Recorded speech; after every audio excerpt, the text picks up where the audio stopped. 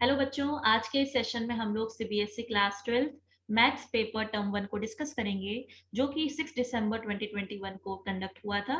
So let's start with our first question. So first question says differential of log of x की power 5 with respect to x.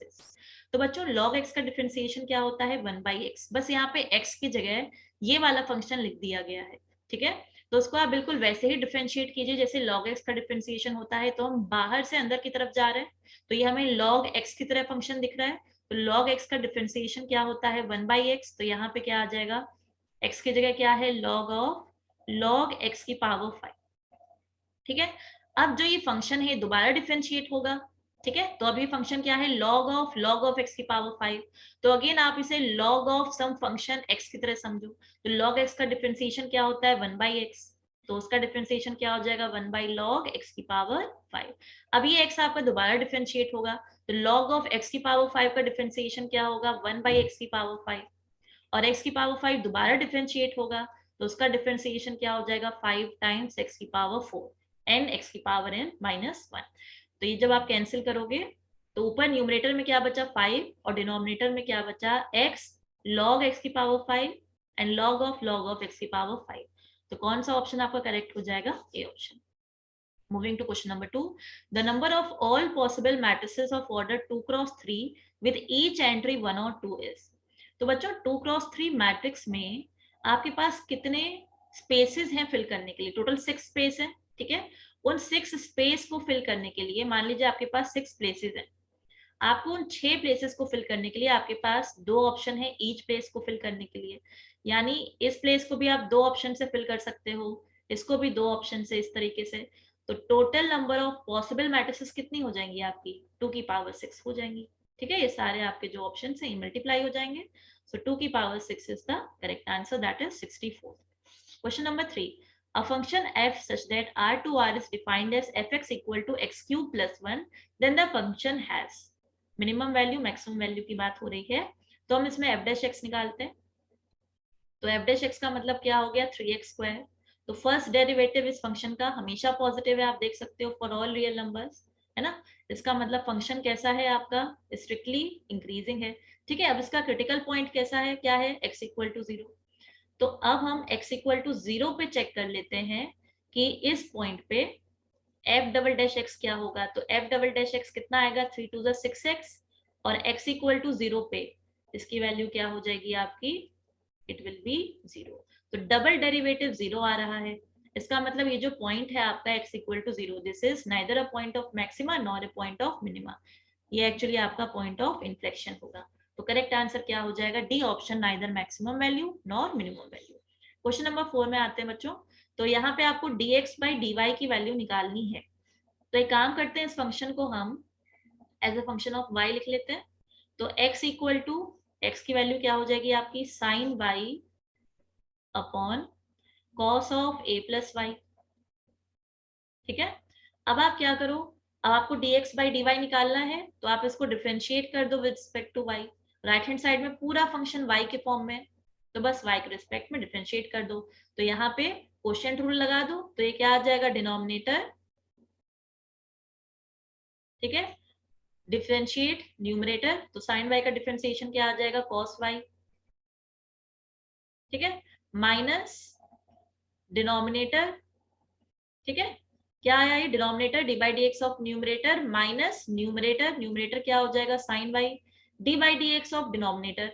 यहाँ पे with respect to y differentiate कर रहे हैं, तो D by D Y of denominator कितना हो जाएगा आपका? कॉस थीटा का डिफरेंशिएशन क्या होता है? माइनस साइन थीटा, तो माइनस माइनस प्लस हो जाएगा.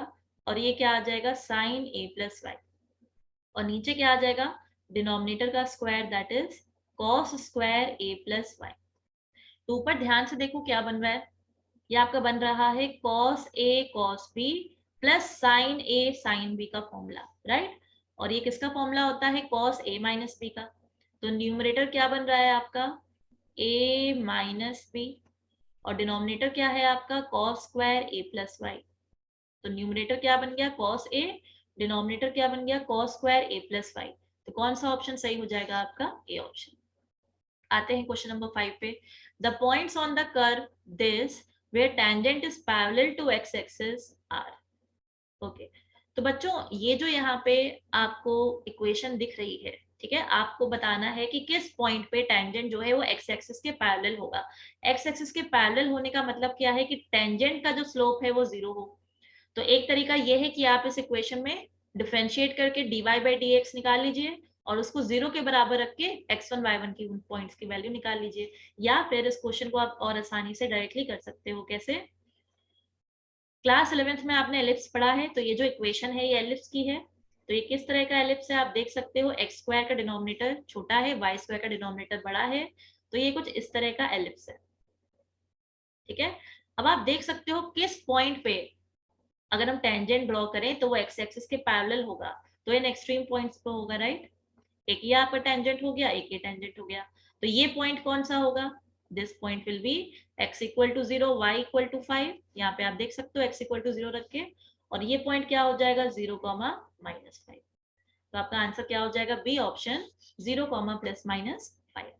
Moving to question number 6, 3 points p q and r are collinear, then find the value of x। तो बच्चों ये चीज आप सिंपल तरीके से कर सकते हो स्लोप निकाल के, कि अगर ये पॉइंट्स कोलिनियर हैं तो जो PQ का स्लोप होगा वही सेम स्लोप QR का होगा।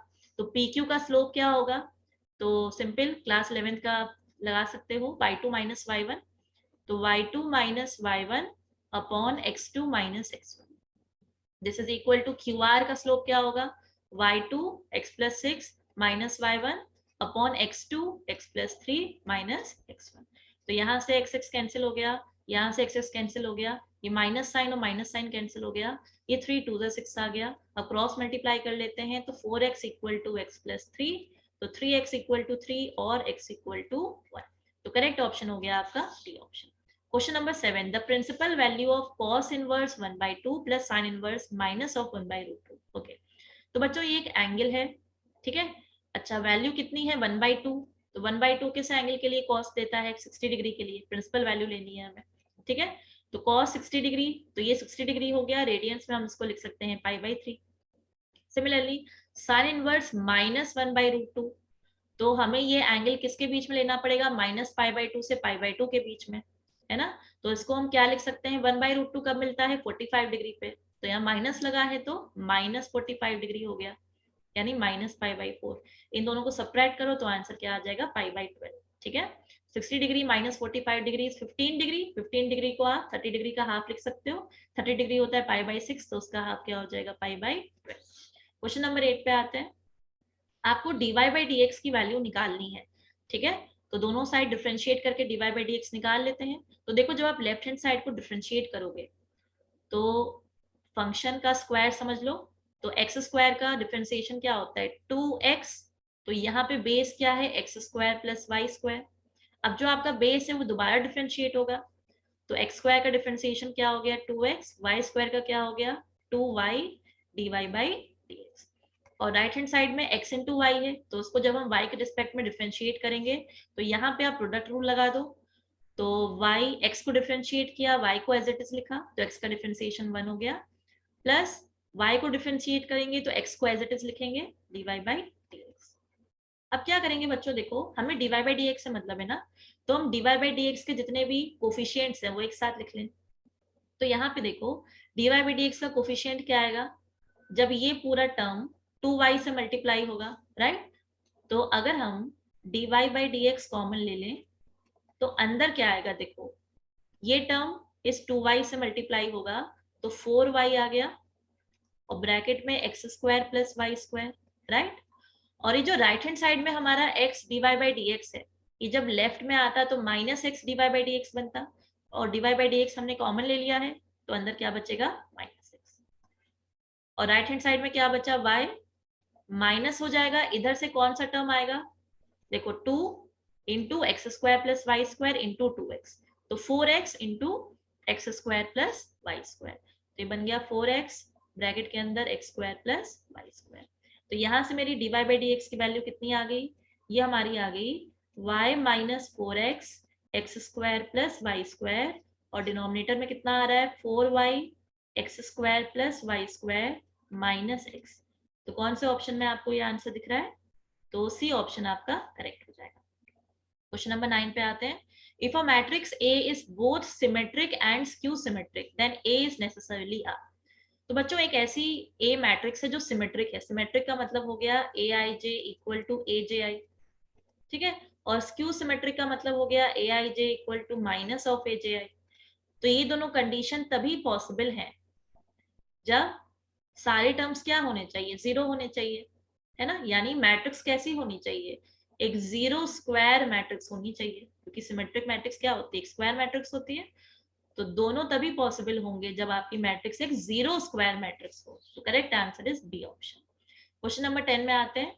Late set x equal to 1 to 3 and the relation r is defined in x as this, then the minimum ordered pairs which should be added in relation to make it reflexive and symmetric are.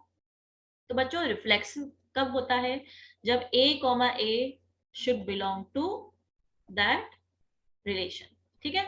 तो यहाँ पे आपके जो domain में जो terms है वो क्या है, 1 2 3. तो रिफ्लेक्सिव होने के लिए क्या क्या होना चाहिए, 1,1 2,2 एंड 3,3. ये दोनों टर्म होने चाहिए. तो 2,2 ऑलरेडी है, तो 1,1 और 3,3 आपको और ऐड करने पड़ेंगे, ठीक है. और सिमेट्री की कंडीशन क्या है कि अगर a कॉमा b आपके रिलेशन में है तो b कॉमा a भी रिलेशन में होना चाहिए, ठीक है. यानी कि 1,3 है तो 3,1 भी होना चाहिए, यानी 3,1 भी हमें ऐड करना पड़ेगा, ठीक है. सिमिलरली 3,2 है तो 2,3 भी होना चाहिए, 2,3 भी होना चाहिए. यानी क्या क्या हमें चाहिए और ऐड करने के लिए, 1,1 3,3 3,1 एंड 2,3. तो कौन सा ऑप्शन आपका करेक्ट हो जाएगा, सी ऑप्शन. तो बच्चों इस वीडियो में हम इतने ही क्वेश्चंस डिस्कस करेंगे. Thanks for watching. आगे क्वेश्चंस हम लोग अपनी नेक्स्ट वीडियो में डिस्कस करेंगे.